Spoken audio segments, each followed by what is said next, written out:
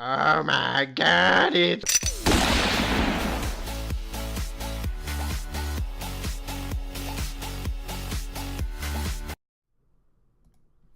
What's up, people of the internet? My name is Hondro, and welcome back to episode 8 of Loco's PoGo podcast.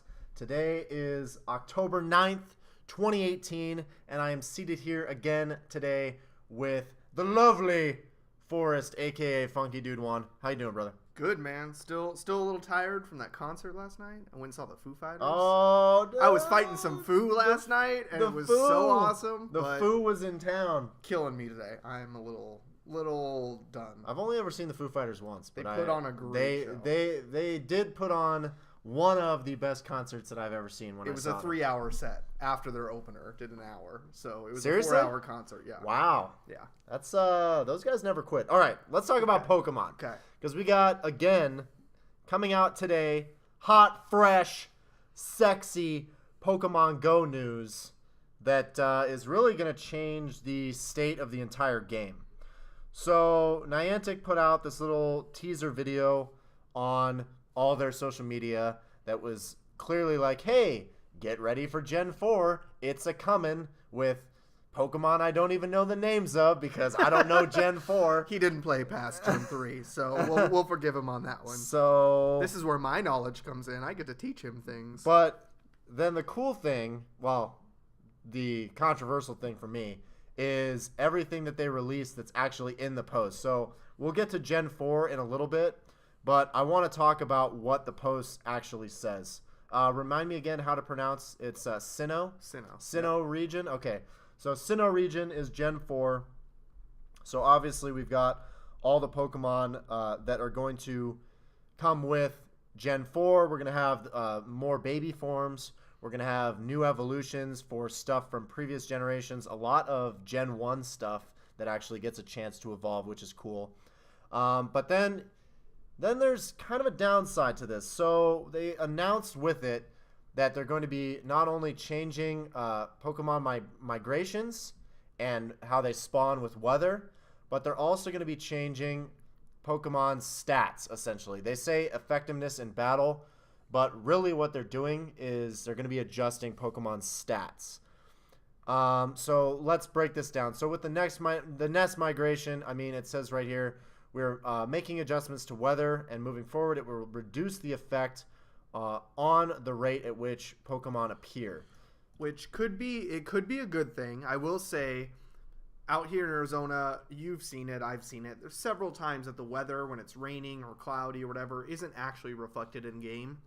And say you're trying to find that rain form, cast form, and it's raining outside, but in the game it's not.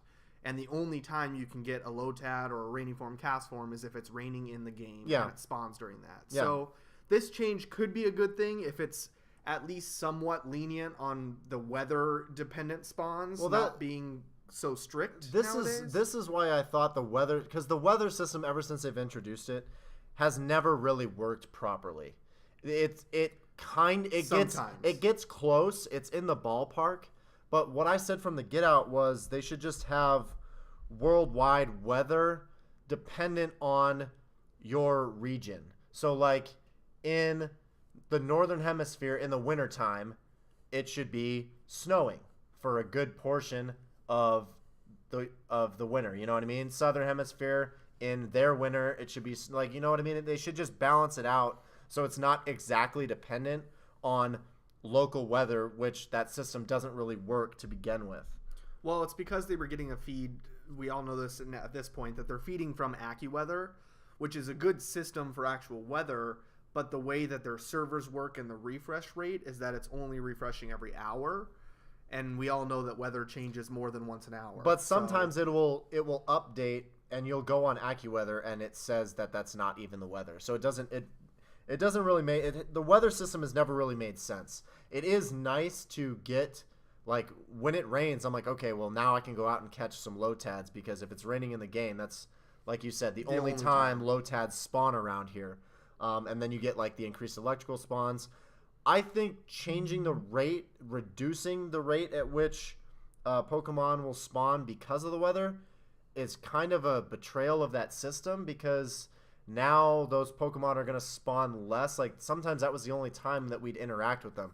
But they do say, feeding into that further, they do say that they are going to increase the variety of Pokemon spawning in general. So that's the next part here. They say, as you explore a given area, you will notice a greater variety of Pokemon species will appear over time and at different rates. So I guess that's feeding to replace the weather. They're just going to increase the variety in general. Well, that too, but it also feeds into like the weather thing. The reason they introduced it now for Gen 3 was that in Gen 3, weather was a new feature in the games that affected things, and Groudon and Kyogre specifically had like their drizzle ability and their drought ability, and so Gen 2 and 3 focused a lot on the day and night cycles as far as different Pokemon spawning day and night, and then different Pokemon spawning in different weather, because the weather would change in the game.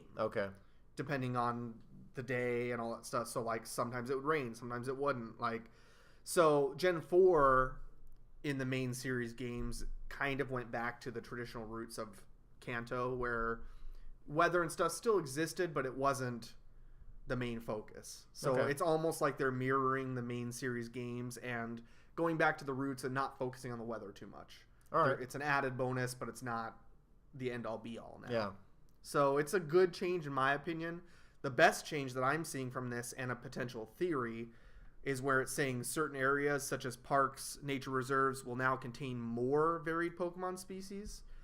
I have a feeling that they're going to start having nests include 2 types of Pokemon. That would be cool. Because now we're getting to the point where there's going to be so many Pokemon released that if you only have 1 Pokemon per nest, and if not all your nests are bigger or anything like that, then it's going to screw over people who are trying to hunt for that one You're really Pokemon. Limiting the Pokemon that can be out and about, But if you do 2 spawns, say Tempe Beach Park is now 2 different Pokemon, and the Tempe Arts Center, which is next to it, which was always a separate nest, is now 2 Pokemon. Then you have 4 different Pokemon that are spawning in the area that can also help with people trying to complete their decks, finding that rare shiny Pokemon that they're going to release or whatever.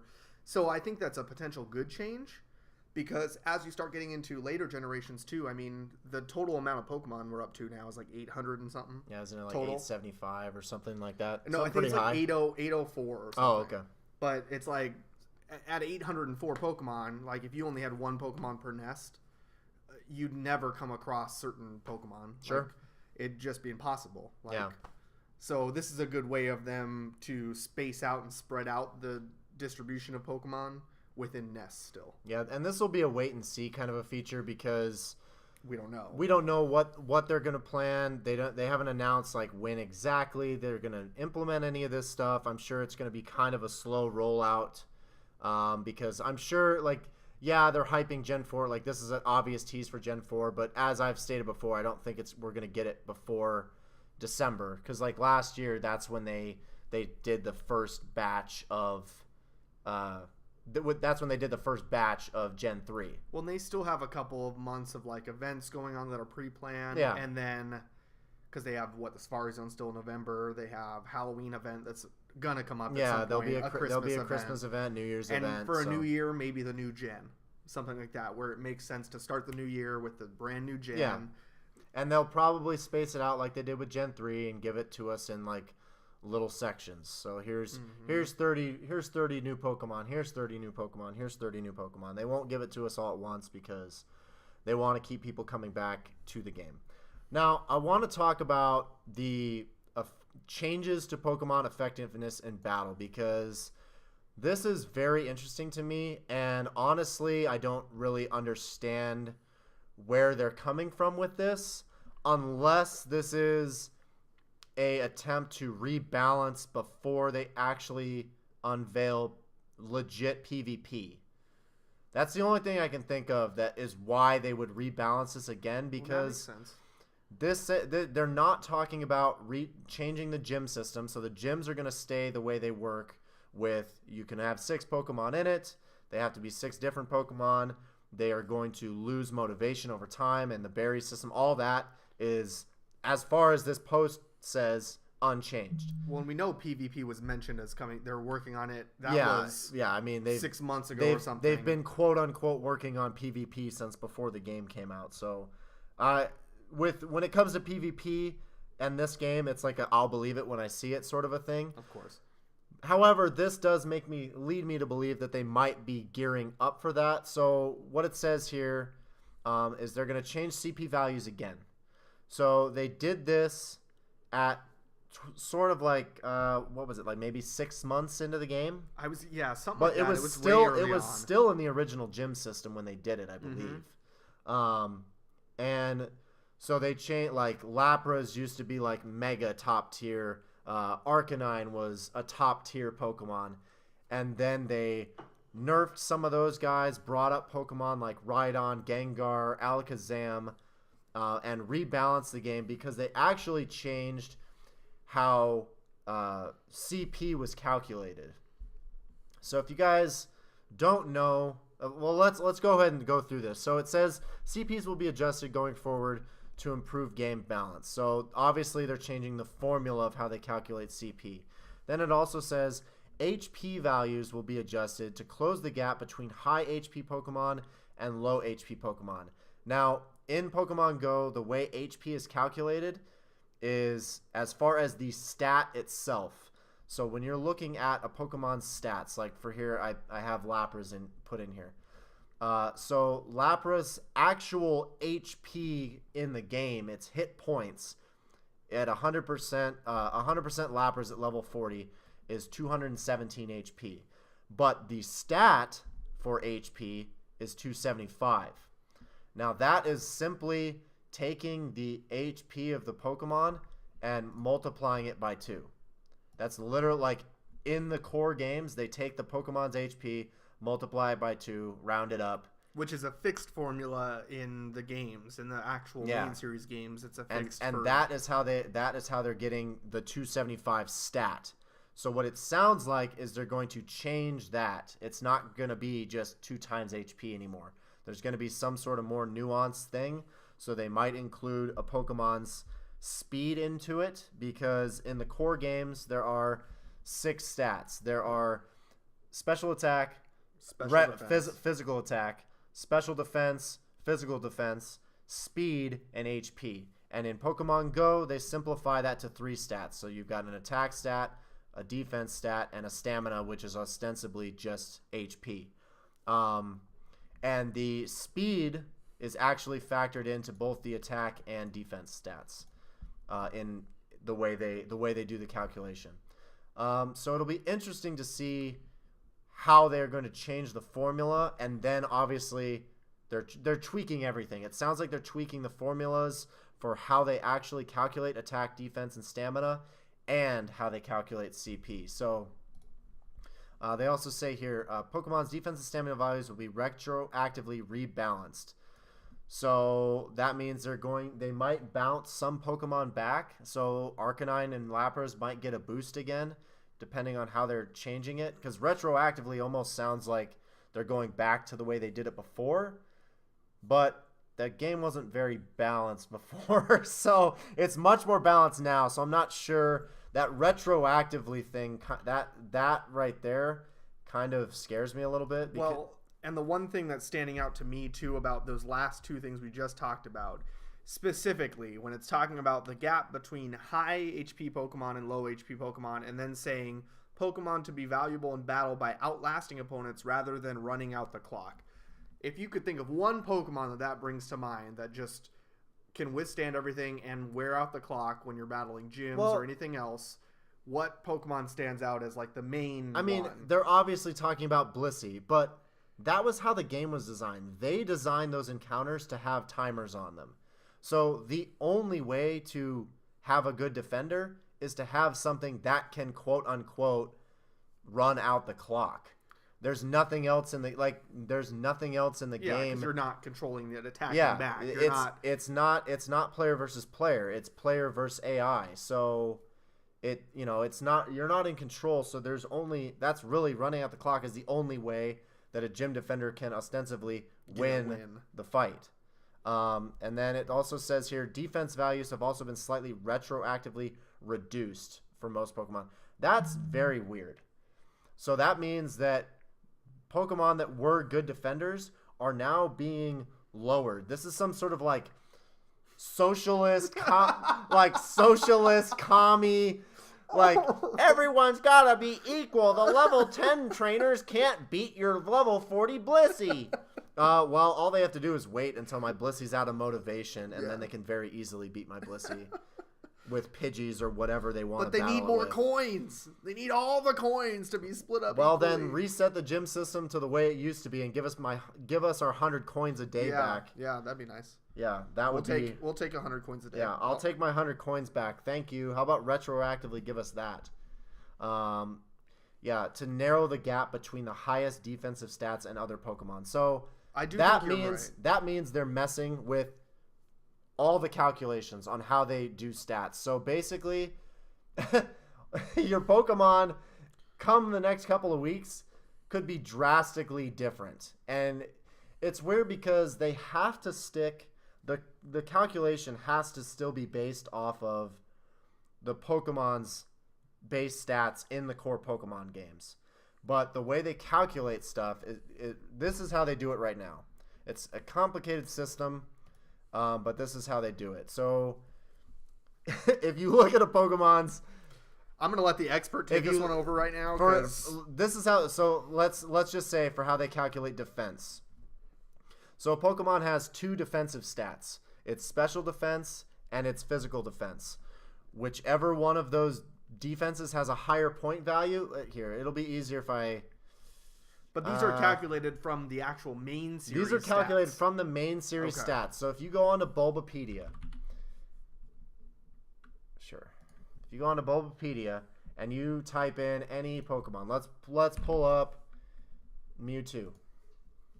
So you pull up Mewtwo, you go down to Mewtwo's stats here.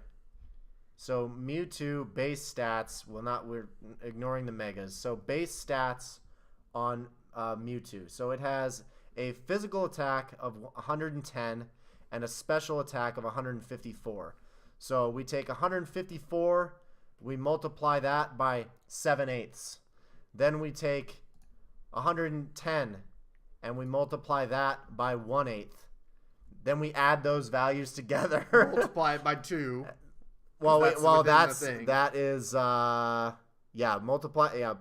And then you double that. Then you multiply that times by another formula. 1 plus the speed minus 75 divided by 500.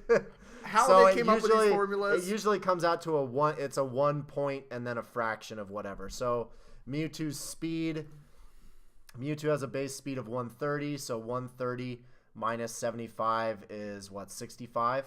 Or no, 55? I'm not in school. I don't use math anymore. 55. Yeah, it's 55. So 130 minus 75 is 55 divided by 500. So 55 divided by 500 is like 0.11-ish. So it's 1.11 is your multiplier for that's how you get Mewtwo's attack. I'll be over here just listening as that is how you get Mewtwo's attack of 300. Okay. So now you got Mewtwo's attack. Mewtwo's defense, it's the same formula, taking the highest form of defense multiplied or added to the 1/8 of the lower form of defense. It's the same formula for attack and defense. The HP obviously is really simple. It's 2 times HP. Mewtwo's base HP is 106. So, and then that gets rounded. So it's 106. We're on. No, I switched to Mewtwo. Okay. 106. So that's not adding up. 212. It's almost there. I don't know. Anyway, that is how... we don't make the game. Niantic does the formulas. Kids, you always were told you would use math later in life. We don't use math. Unless you're Niantic, then they use math, but they're paid to use math, so I don't deal with that stuff anymore. Okay. Mewtwo is a terrible example to use because Mewtwo has I'm like, why are those numbers wrong? And then I'm looking down here at my notes because I have it written down because Mewtwo has the 9% stat nerf. That's what. Okay. So Mewtwo's a bad. I'm sorry, guys. I'm literally remembering this because so Mewtwo's attack in Pokemon Go should be 330, but it has a 9% stat nerf, which drops it to 300. Its defense should be 200. It has a 9% stat nerf, which drops it to 182, and its stamina should be 212, but it has a 9% stat nerf that drops it to 193. So I apologize. For the confusion, that is why Mewtwo stats are the way they are. But that is how they calculate those stats. So what they're going to do is they are going to change these formulas. So these formulas will probably no longer apply because they're going to equalize defense. So that means they're probably going to have some sort of different multiplier in there that levels the defensive playing field, as well as the HP. So it's not just going to be 2 times HP anymore. It's probably going to be, they're probably going to add some sort of square root or something in there like they do for the CP calculations. Well, and I think that you're right that this all leans itself more to PvP coming sooner rather than later. Yeah, it basically sounds like they're going to try to balance the game and make things more even. But Pokemon has never been a balanced PvP game, you know what I mean? The core line games have never. There's always been insanely meta dominant Pokemon that when going into PvP tournaments, like some Pokemon are just flat out banned because Ubis are banned. They're too powerful. So like certain megas like Z moves, it's like there's just certain stuff that's just banned from the game because they're too powerful and they're not going to go through and tweak the stats and mess with the core game because the core game essentially is a single player experience. So those Pokemon are strong because they were designed to be strong because they are supposed to be rewarding to catch and play with. So it kind of hurts Pokemon Go that they're going to dumb it down yet again. So that means, I'm worried for right now. Like, honestly, I'm worried for what that's going to do to my top 12 because like if I pull up a Pokemon like Tyranitar, let's see, Tyranitar. So Tyranitar has pretty good defenses, and so does a Pokemon like Golem. If you pull up like Blissey's defense, it's not much higher than a Tyranitar or a Golem. I believe Golem actually has the exact, but its stamina is ridiculous. But that is part of Blissey's thing. Blissey has always been a mega high HP Pokemon. So to take that away from it is a detriment to what makes Blissey. I totally agree, but a lot of this is prejudging. We don't know what these changes are going to be and how they're going to change everything. I hope it's very minimal and they do like the very slight, because looking at Blissey's stats, this is a well balanced. Its attack is garbage essentially. It is a terrible. It's not supposed to be. It's a terrible attacker. Its sole purpose is to be a defensive tank with a lot of HP. That is the only reason people use. They refer to them as stall Pokemons in the core game because you come out with a Blissey, you take a bunch of hits, then you use a move like Restore or what are some of the other moves? Baton Pass with stats. If you're boosting all your stats, you use these Pokemon as stall Pokemon to like build up like if you use like an event or an item that's like a trick room or some sort of specialty attack with another Pokemon, you use these to either stall out your opponents, because it's a, what am I trying to say here? Because it's a move based game and it's turn based. Yeah.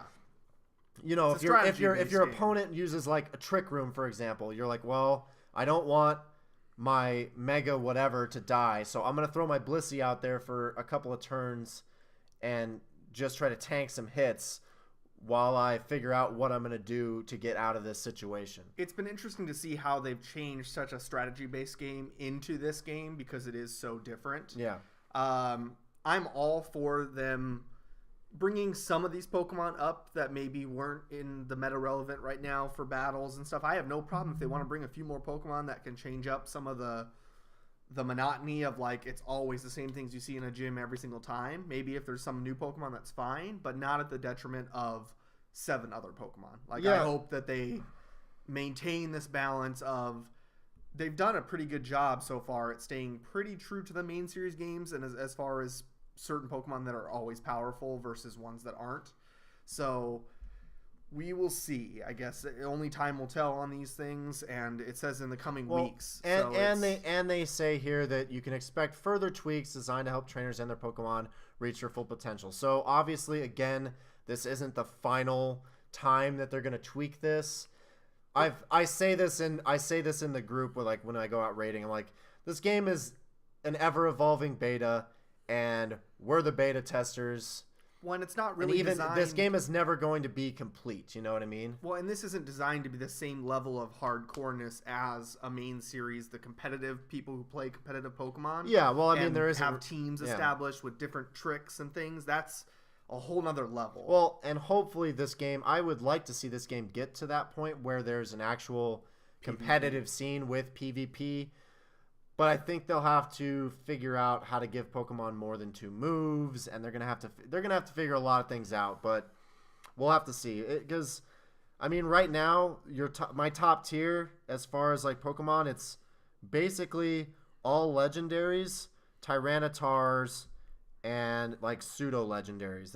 And then you got Blissies and which is how it is in the main series games. I mean that's how it should be though. Legendaries aren't eligible to battle in competitions normally. Well, and in this game you can't put a legendary onto a gym as a defender anyway. So they're already if they did that would mix up the meta for gym defenders as it was. I don't think they need to change CP and HP values unless, like we hinted at, that they are gearing up for Gen 4 and rebalancing for Gen 4 as well as PvP in the future. But speaking of Gen 4, I want to talk about, a lot about just Pokemon in general. So I want to talk about the list that is going to be what we get for actual Gen 4 Pokemon. Yes. I know a lot of people that I come across in our community that play Pokemon Go kind of stopped at Gen 3. So it's going to be interesting. I mean, I don't know. I only played red, blue, and yellow versions on the Game Boy. You didn't even play Gold and Silver? Nothing. That's it? I played no core Pokemon games past those. I know a lot of people. So all my other Pokemon knowledge is from Pokemon Go and from doing research and stuff like that. And it's I have watched competitive Pokemon play. So I do know the top tier mons from most gens. And going forward, there's not a lot of big game changers. This gen is kind of the last gen that has a lot of... That's going to be the next big thing of game changers for the current Pokemon that we have. Because a lot of the things that change up the meta are going to be the evolutions of Gen 1 and Gen 2 mons that are coming out in this generation. And then other than that, it's always the legendaries that always take over as being the new powerful or the most powerful of that type. Yeah. Your starters are pretty good. It's not anything groundbreaking. I like the look of Torterra. Torterra is a pretty good one for its dual typing. This generation, I think, was the first time they changed up the typings of starters. I think Gen 1 was the only one. Bulbasaur was the only one that had 2 typings. I think it's grass poison. Mm-hmm. All the other ones only had a single type. Is regular Bulbasaur actual grass poison, or is... I don't know. I thought or it was. Or is it just... I know Venusaur is. Bulbasaur is... So I was pretty sure that's the only one, because Charmander's just regular fire. It gains a second type as Charizard, and then Squirtle just stays. Squirtle is strictly water. And then Gen 2, it was the same. It was just basics. Gen 3... was when they did a couple dual, like Mudkip was water ground, Blaziken was fire fighting. I don't know if Trico was dual type or not, but I don't think so.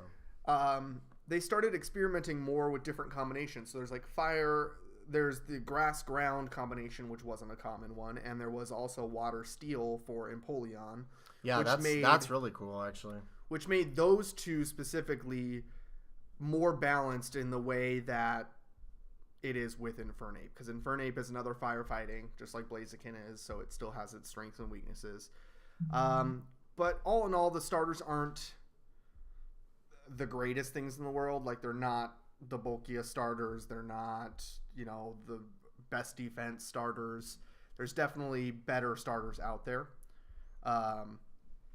And then if we scroll down on this list a little bit, I mean, you have your basic bird Pokemon. You have your basic, like, rat-ish Pokemon with Bidoof. Bidoof, King of Kings? King of Trolls. He was an HM slave in the games. This is what we call an HM slave because he could learn every HM there was. Really? So when you needed Waterfall and you needed Strength and all that stuff, you would just throw it on that Pokemon and carry that in your party so you could do everything. Bidoof, cut. Yeah. Surf. Your regular bug Pokemon. You got a lot of the same, like... Ooh, I know Luxray. Luxray's from the anime. Cool, yeah. It's a cool one. Not a very meta-relevant one, but looks pretty badass. Then we got the first evolution from a previous gen. So evolution and baby Pokemon. The only generation to have a Pokemon that gets a baby and an evolution in the same generation. Budew is the baby? Budew is the baby form of Roselia. Oh, okay. I did not know that. So there'll be another baby form that comes out there. Roserade's not anything to write home about as far as another evolution, but we should have enough candies. Everybody should have enough Roserade candies or Roselia candies at this point. Let's see. Let's see my Roselia candy. Let's see how many he has. I do have a hundo Roselia. Oh, do you? I only have 1,940 candies, so yeah. I don't think I'm going to be able to evolve that one. I don't know. It'll probably be another 5,000 candies. I'll have to wait on that one. There's your two fossil Pokemon. Once again, nothing really special about the fossil Pokemon. Cranidos, Shieldon, good. Nothing great. So they're kind of like a Almanite Kabuto type? Okay. So you'll see a pattern going forward that they've always kind of repeated the same. They always a bird Pokemon, always a bug Pokemon, all this. Yeah, these next ones look like the bugs. This was one of the first times that they started having split evolutions. So there's male and female version differences that did either Mothim or Wormadam. Okay, that's And then cool. Wormadam also has 3 forms that have different typings. So there's Bug Grass, Bug Ground, and Bug Steel. Oh, wow. Depending on the environment it was in. Interesting. If it was a city, then it had more garbage collected that was steel and all that stuff. Like, they made lore about it. Combee, again, if it was a male Combee, it couldn't evolve, but if it was a female Combee, it evolves into Vespiquen. So a gender evolution difference, just like we see with Roserade and Ralts and Curlia. Gallade and Gardevoir, you mean? Yeah, or Gallade and that's what I mean. Yeah. Because Gallade was introduced in this one, and we'll get to Gallade. Yeah, we'll get there in a second. Your Pikachu clone, Pachirisu. More of just kind of your basics, the one evolution type Pokemon. Mm-hmm.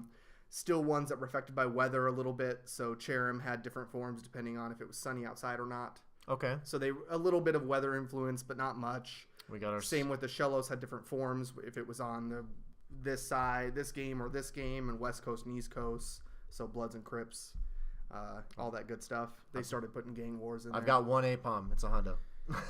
Well, Ambipom's coming up, so you'll have enough. It's got 2 ass hands. Not a meta Pokemon, but a good one. Goes from 1 ass hand to 2 ass hands. Woo!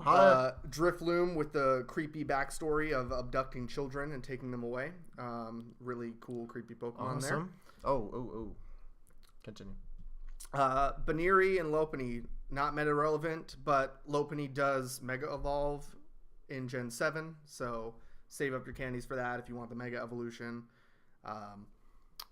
Another cool one. Mismagius. Now we're starting to get into the evolutions of current Pokemon we have. So Mismagius, again, ghost types aren't really... It's hard to have a ghost type that's actually meta-relevant. Don't think that that's going to be a big one. Honchkrow will be good because of its bulkiness and because of the flying type, depending on the flying moves gets. Okay. It could be a really good flying attacker. If they change up some of the weaknesses and things that are there. Glameow and Purugly are not evolutions. That's just another Pokemon. Chingling is the baby version of Chimecho. Oh, really? So Chimecho, I'm assuming, would start being replaced in eggs with Chingling because that's what comes before it, and that's kind of what happened with Electabuzz and Magmar when Magby and Elekid came out, as they were replaced by their baby forms. Stunky and Skuntank are not anything to write home about once again. The poison type is kind of good, though, on them, I guess. Just depends on what Pokemon you're battling. Poison and Dark is a weird typing where it kind of has a lot of weaknesses. Okay. So, is that baby? Is this? Hang on, I gotta. Is this baby? You're jumping forward. Bronzor and Bronzong, Steel types. Steel and Psychic. So another one like Metagross. Same weaknesses, all that stuff. Oh, not okay. as bulky. Lots of resistances. Not as bulky, but definitely a lot of resistances. That's cool. A potential gym defender if there's a good one that you find out there and can level up. Is this baby Sudowoodo? Yes, and this is baby Sudowoodo, which means there you go, Mystic 7. There's all those times. There's your new hyphy video. Hatch that Bonsley. So all those times that everybody walked 10 kilometers and hatched a Sudowoodo. You better hatch like 1 million of these, bro. The interesting one that everybody is trying to figure out what's going to happen is with Mime Jr. because, as we all know, Mr. Mime is a regional. Even though they just expanded and let everybody have the chance to hatch some regionals, it still maintains to be a regional now that this event is over. Yeah. So don't know if everybody's going to be able to hatch Mime Jr. or if it's going to be some other form of getting it. Who knows? You're making him glitch out, man. Oh god, so creepy. Happiny is the baby form of Chansey. Happiny is one of the bulkiest baby Pokemon, but that being said, it is a baby Pokemon, so it's not going to do you much good. So you say? Yeah, I don't think it's going to last as long as Blissey does against Mewtwo or something. I think a Machamp could Focus blast. Machamp could probably punch that baby to the skyline if it wanted to. So we'll see about that. Chat-Tot was just a regular Mon with a cool gimmick where you could record your voice, and its battle cry would be whatever you recorded. So in the game, you could like record a voice clip, and then every time you sent it out, it would play that voice clip that you recorded. Oh, yeah. Spiritomb was treated almost as a mythical. Like it was a weird... There's only one in the game. It's Ghost Dark, so again, kind of that double weakness, really weird typing there, so it's not the greatest, but it was a really weird one. Interesting. It's one of those one-off Mons that a lot of people forget are kind of the one and only. Let's talk about Mega Garchomp. Garchomp is going to be the next big meta-relevant Pokemon. Beast! For Dragon type. It's a Dragon Ground, which covers a lot of good... helps it with a lot of good things. It's still really weak to ice and all the basics that dragons are weak to. But the ground typing... Does ground negate its dragon weakness? That's my question. I can't remember if dragon is... I will tell you right now. Best attackers, because Poke Assistant has it in here. Garchomper down. Nope, it's still weak to dragon. Double weak to ice and weak to fairy. I was going to say, I didn't think dragon resisted. Double resists electric, resist poison, rock, and fire. Yeah. It's pretty good, though. It doesn't have a lot of weaknesses. It's the basics, fairy, dragon, and ice, which are dragon weaknesses, essentially. All of its ground weaknesses are pretty much negated by the dragon type. It helps balance that out. And then Mega Garchomp is a beast. Obviously, that's going to be further down the road, so we don't know how that's going to work. Munchlax, baby Snorlax. Baby. Once again, like baby Chansey, it's going to have probably higher defense for a baby Pokemon, but it is still a baby Pokemon, so nothing to write home about. Lucario. Lucario is going to be one that could be a potential meta relevant because it's fighting steel, which is a different type than we've had. There's no other fighting steel Pokemon. And it Mega Evolves. Yeah. And it has a lot of weird... Mega Lucario! It has a lot of weird moves that are multiple types. Like, it has Aura, so it uses steel types for some moves, but then it also has ground type moves and things that don't really make sense for a fighting type. It's a really weird one. We'll have to see how it plays out with everything. We'll have to see what moves they give it. But yeah, that all depends on everything. Hippo down and all that stuff is just a form change, male and female color versions. Oh, that's cool. Ground type. Skorupi is a poison dark type, which again has that double weakness, all that stuff. Toxicroak. Toxicroak would be a good one. Toxicroak is a good one that's used in the game often. It doesn't have too many weaknesses, and the poison fighting type is an interesting combination. Yeah. I've seen Toxicroak a lot in PvP. Yeah, poison jabs, being able to throw out that poison but not have the curse of being a dark type with it, because normally poison and dark go hand in hand, or poison and ghost. Yeah. So fighting kind of is the opposite of that. It resists a lot of those weaknesses that Ghost has, or is better against them. Carnivine, Finneon, Lumineon, we're getting a lot of those same just filler Pokemons.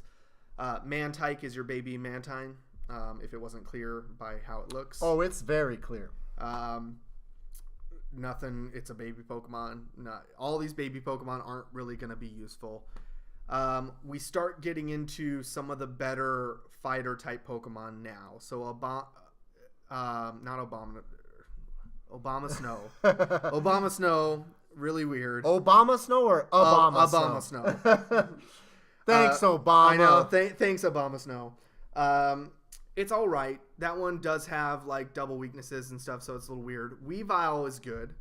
Weavile is a very fast ice attacker. It is an evolution of Sneasel. So if you don't have your Sneasel? Sneasel. I believe it's Sneasel. I think in the anime it's Sneasel, but you know, whatever. Tomato. It is a fast ice and dark attacker. So it's one of those that we have a better ice attacker that's coming up that I'll mention in a second, but for the amount of damage it's going to be able to pull out in a short amount of time, that's probably going to be a better option for ice. Magnezone is a beast. Magnezone, evolution of Magneton.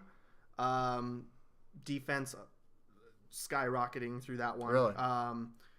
Still has the same like fire weakness as a normal because it hasn't changed types or anything, but it is a pretty bulky electric type. Licky, nothing exciting about that. It's another version of Lickitung. Look at that tongue, though. I mean, it is the cutest Pokemon out there.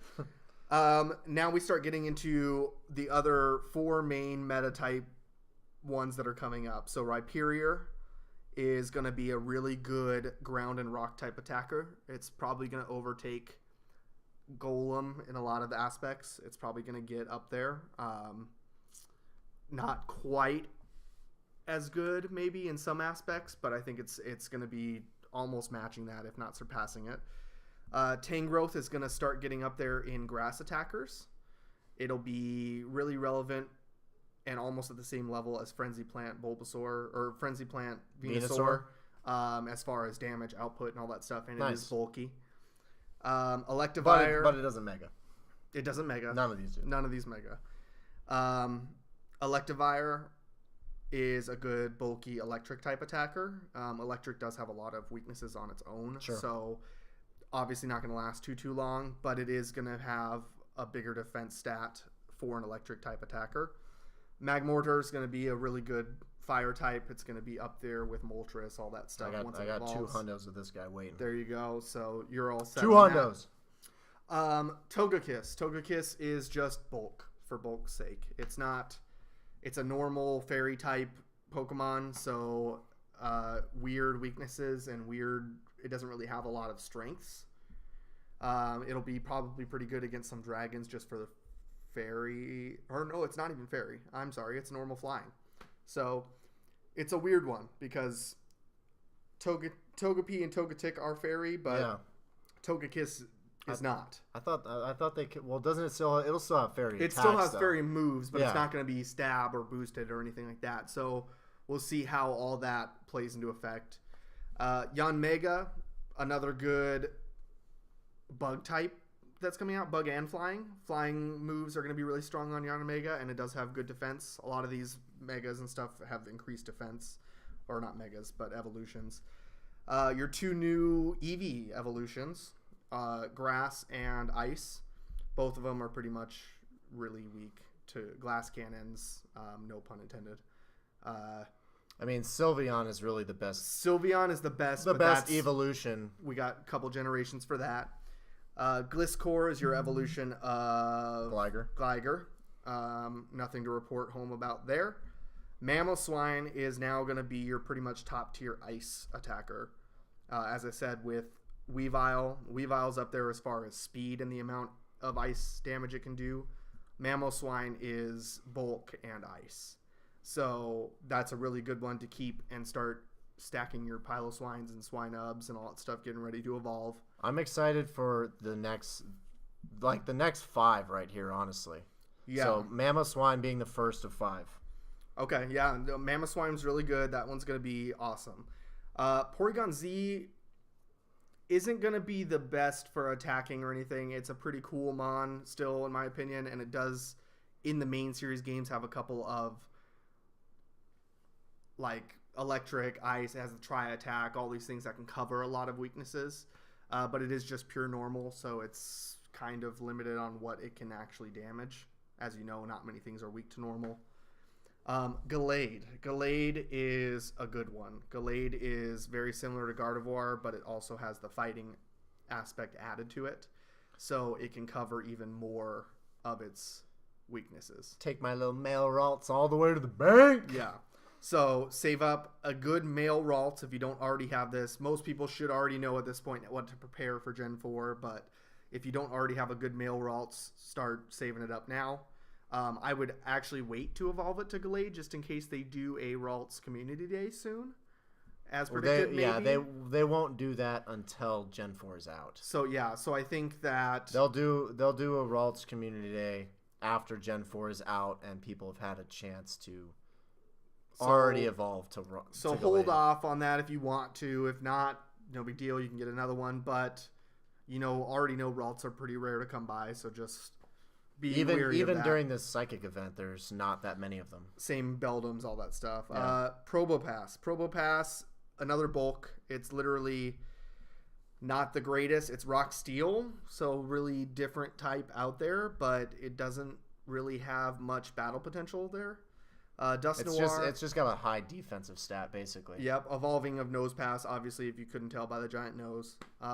Dusknoir is the evolution of Duskull and Dusclops. Normally, it'll be interesting in this game to see how they're going to deal with some of these evolutions, because a couple of them that I touched on, Glaceon, Leafeon, are by location. You have to evolve them in a certain location. Other Pokemon like Licky, Tangrowth, all those things have to evolve. They have to level up while knowing a certain move. Interesting. Like Ancient Power, because they're older Pokemon. So I don't know how they're going to get these, if they're going to do any items for any of these things instead. For new evolution. Or if they're going to come up with some other system, but we'll see. Frostlass. Frostlass is the female version of Snorunt that you can evolve.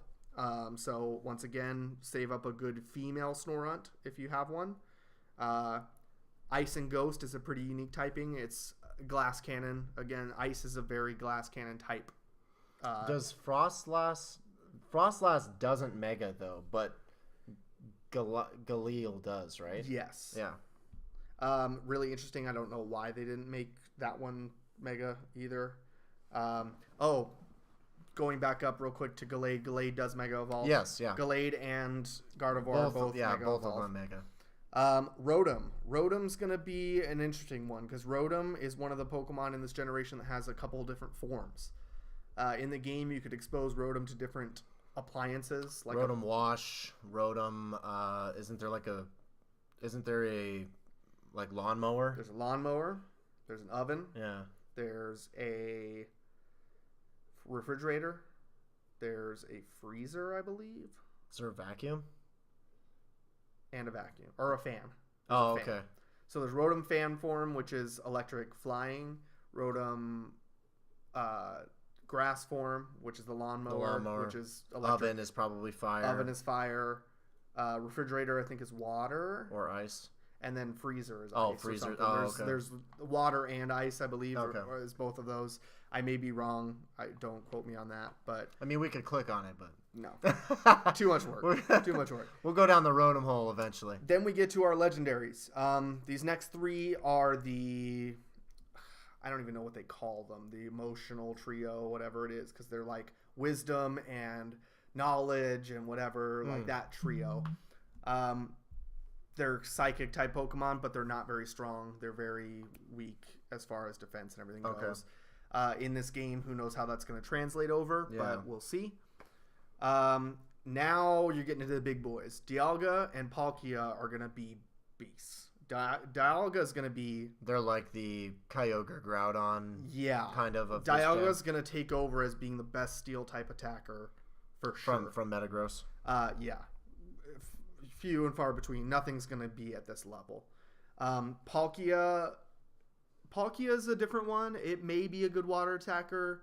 I don't know if it will. It may be a better dragon attacker. So it may surpass. Depends on what moves they give it. Depends on what moves they give it, but because and how they're calculating stats at that point.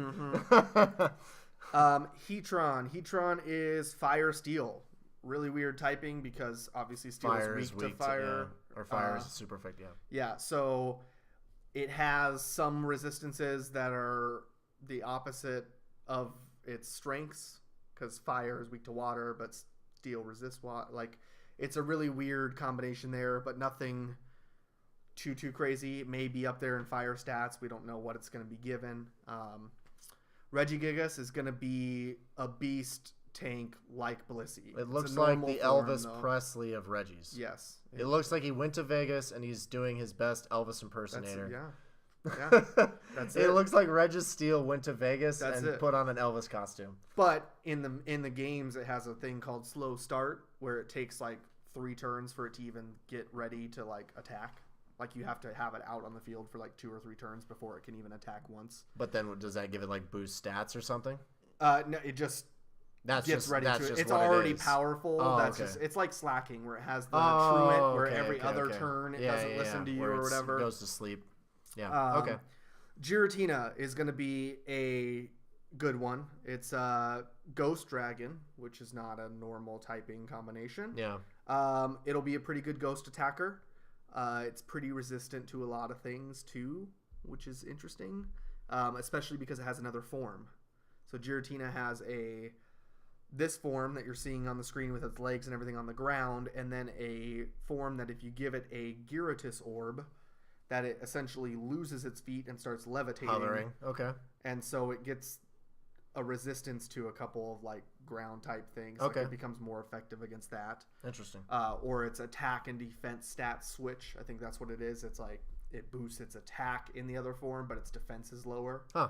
So we'll see if that's going to be an EX mon or not, because that is, I don't know if that's a mythical or not. I want to say I think it is a mythical. So it's possible they could switch this in for Deoxys at that point later on. Cresselia is just a psychic Pokemon. Not really a high defense, not really anything there. It's another one of the Axew, Mesprit, all those things. Then we start getting into ones that I know are mythical. So I'm going to skip Fion real quick and do Manaphy, because Manaphy is the one that you originally obtain via the event distribution or games. Pure water type Pokemon, nothing bulky about it, nothing really to write home about. It is weird that it's the only mythical Pokemon that you can actually breed. Okay. So when you breed it with a Ditto, you actually get an egg and you can hatch a Fion, but Fion doesn't evolve into Manaphy. Okay. So it's a weird, like, you can only get Fion by breeding it. Hatch a different form of the same Pokemon. So I'm wondering now at that point, are they going to introduce breeding? Because that's another probably not. You know, it's another concept they could go with. Other than that, nothing special about that. Darkrai, really good dark type. Really good use of Hypnosis and Dream Eater, all those combinations, but obviously they don't have the abilities and things like Hypnosis in this game, so don't know how well it's going to fare. Shaman is a grass. There's no stasis moves in this game. Yeah, so we'll see how that goes. Shaman in this form is regular grass. There is a sky form Shaman that becomes grass flying, but it is still just kind of a weak Pokemon. Nothing too crazy. Looks adorable. Looks super adorable in this form, and in the other form it looks kind of like a deer, so it's kind of cute. And then Arceus. The reason it has all of these here is because it has hold items that you can Make give it every type. plates, different wow. plates, like a zap plate, a water plate, a fire plate, and whatever plate you give it is the type, the secondary type that it becomes, or the primary type, I guess, that it becomes. So it's normal type normally, but it can change to literally any type in the game, any of the 18 types. Can you switch it at will? You can give it whatever plate you give it to hold on to is how it switches its forms. Okay. So when they release this, it'll be interesting to see if they've implemented items that you can give a Pokemon at the same time, or if they're just going to release all the forms differently or not, or however they do that. But who knows? That's your rundown of Gen 4. That was a quite thorough rundown. Thank you. I would have been lost and basically been only able to talk about a handful of those mons. So, but I took over talking this episode because you knew everything last time. So. I appreciate your thorough knowledge of Pokemon because I don't know Gen 4 hardly at all. So thank you for that. Let's go into the last thing I want to talk about is event overload. So overload. As you guys know, this month was the month of water and Suicune, and then about 2 days into this month, they decided to start Psychic Spectacular, or 5 days into this month technically. So we did have the water event announced. I think it was in the actual game. I don't know if it was on here. Yeah, and then surprise, surprise, 5 days into the month, we get this psychic event. So we've got all these, like, for example, I've got this Evolve 10 water type Pokemon. I haven't seen a water Pokemon except for Slowpoke all day.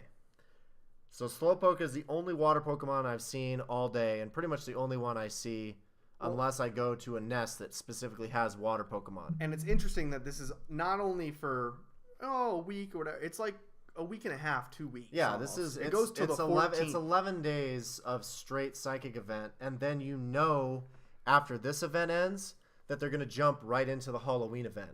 And then like this past weekend, they did a Pikachu event for 48 hours, which was completely unannounced essentially, and that took over not only the water spawns, but also the psychic spawns. And can I say, this doesn't make any sense when you could increase the psychic boost during Beldum Community Day, and it would have made a lot more sense. Yeah, just do Beldums and psychic Pokemon. But as we're getting to the point here, though, it's a little too much sometimes. Like, I don't know if Niantic knows this, but you cannot overlap events, and it would still be fine.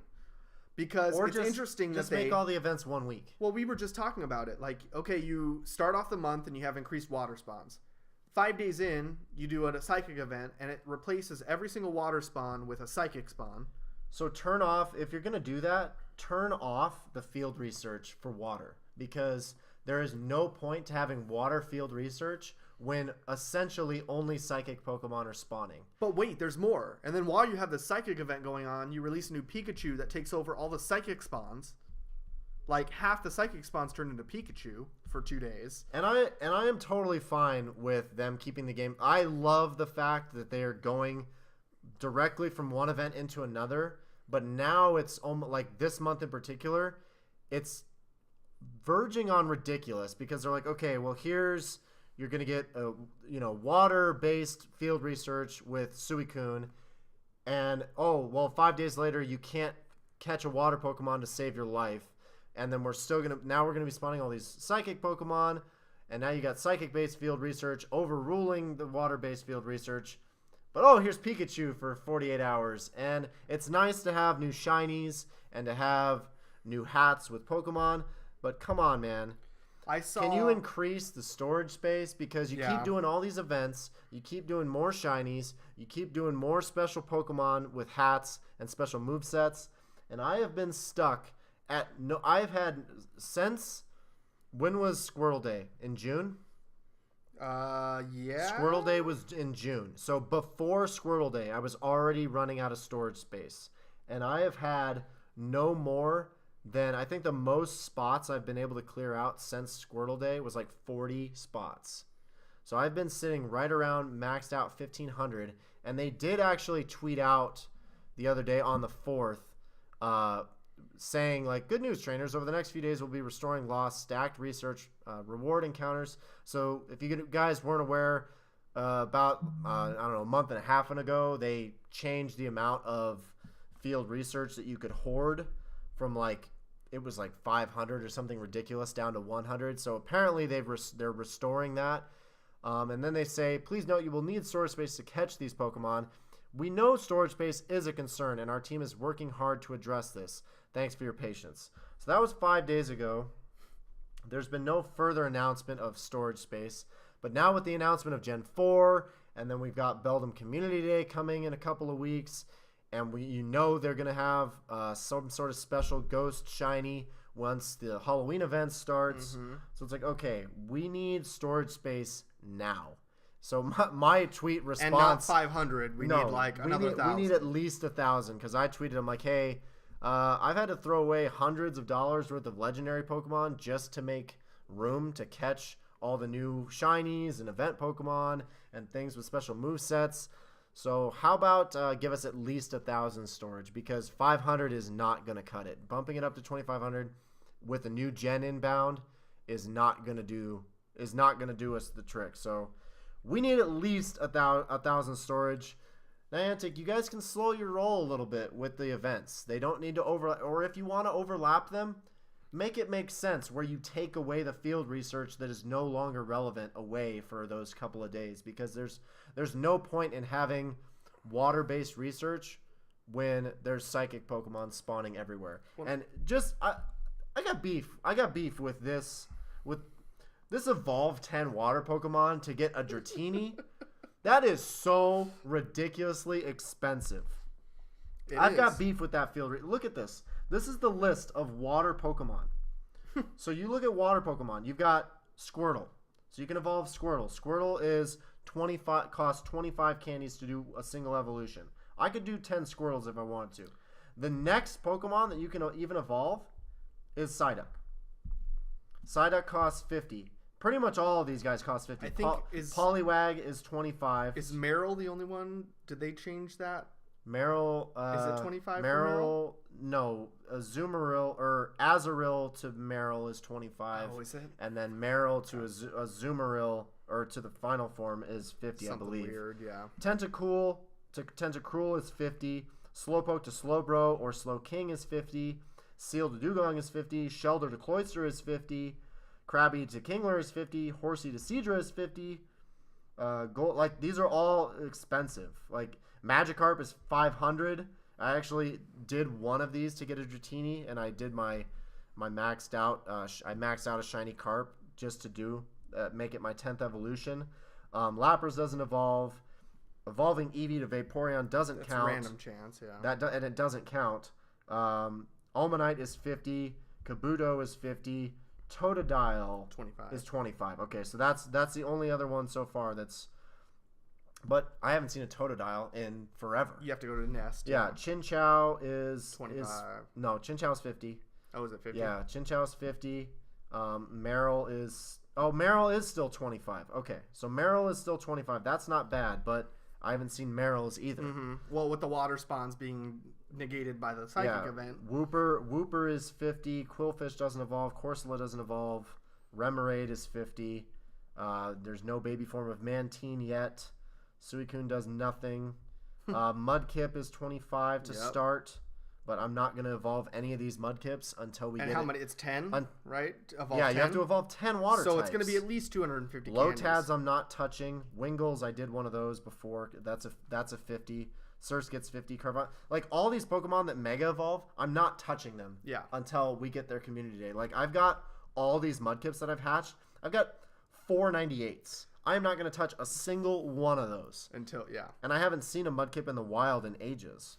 Well, and it's just interesting. I saw... Whalmer, 400 candies. Like, the Phoebus is 100, and you have to walk at 20 kilometers. There's just nothing really in the water category that you can mass evolve. They've done that with a couple things. When it was the shiny Pineco and the quest for that, it was evolve Sunkerns and Natus. But at least those were spawning everywhere. Yeah, no, and I get that. And...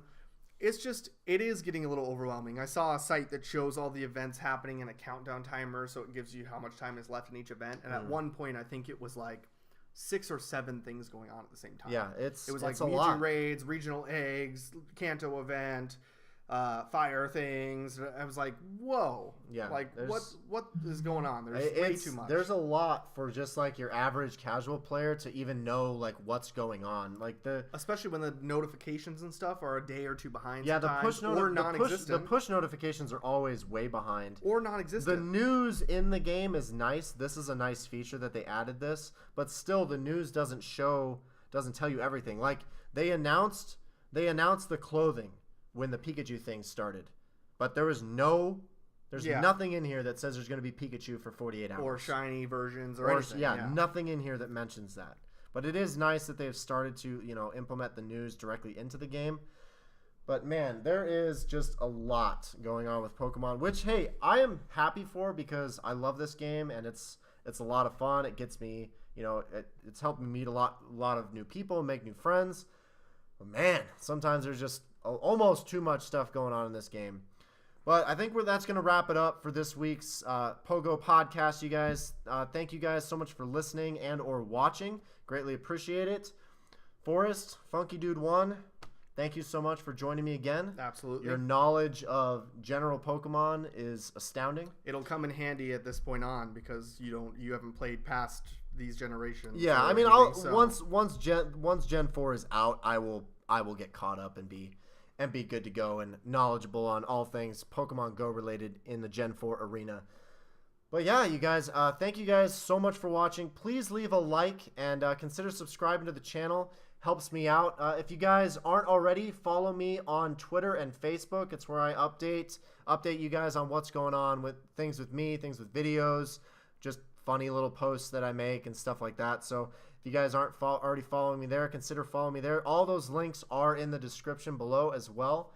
And you guys, I just want to thank you again so much for watching and or listening. And until next time, I'm Loco Hondro. He's Forrest, aka Funky Dude 1. And we'll see you guys later. Peace, Poke Trainers!